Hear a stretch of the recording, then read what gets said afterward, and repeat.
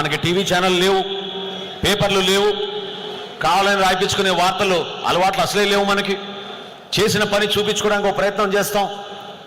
సోదరుడు దుర్గేష్ గారు చెప్పారు ఇందాక, అసలు ఈ రోజున భారతదేశంలో పంచాయతీరాజ్ శాఖని 2వ స్థానానికి తీసుకెళ్లిన మన రాష్ట్ర ఉప ముఖ్యమంత్రి పవన్ కళ్యాణ్ గారు ఏ విధంగా తీసుకెళ్లారో మీరు చూశారు. మనమే పెద్ద పెద్ద పబ్లిసిటీలు చేసుకోలేం, కష్టపడతాం. దేనికోసం ప్రజలు మనకి ఓట్లేసారో అది మర్చిపోం, దానికోసం నిలబడతాం.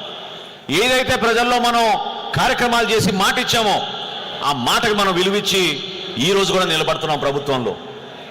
ఏ కార్యక్రమం చేసినా ఎంతమందికి ఉపయోగపడుతుంది, ఎంతమందికి మనం ఇంకా దగ్గర తీసుకెళ్ళగలుగుతాం ఈ కార్యక్రమం అనే ఆలోచనతో మన నాయకుడు పవన్ కళ్యాణ్ గారు ఎప్పుడు కూడా కేబినెట్ సమావేశాల్లో మాట్లాడుతూ ఉంటారు.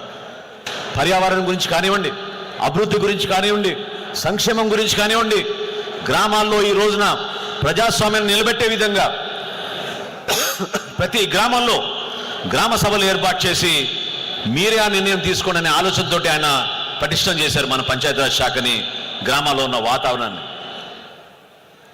ఈరోజు విజయవాడలో 64 డివిజన్లో కూడా మిమ్మల్ని అందరూ కూడా కోరుకునేది, దయచేసి మీరు క్షేత్రస్థాయిలో పర్యటించాలి, సమస్యలపైన మీరు అవగాహన తెచ్చుకోవాలి. ఏ రోజైతే మీకు అటువంటి అవగాహన ఉందో ఆ రోజు మీకు బలంగా ప్రజల పక్షాన నిలబడగలుగుతారు. పార్టీలో కూడా ఒక్కోసారి చిన్న చిన్న పొరపాట్లు చేస్తే మీరు అడగండి, ప్రశ్నించండి.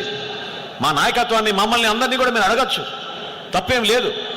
ఎందుకంటే ఎన్నికలనే విషయం మీరెవ్వరు కూడా చాలా చులకనగా తీసుకోకూడదు.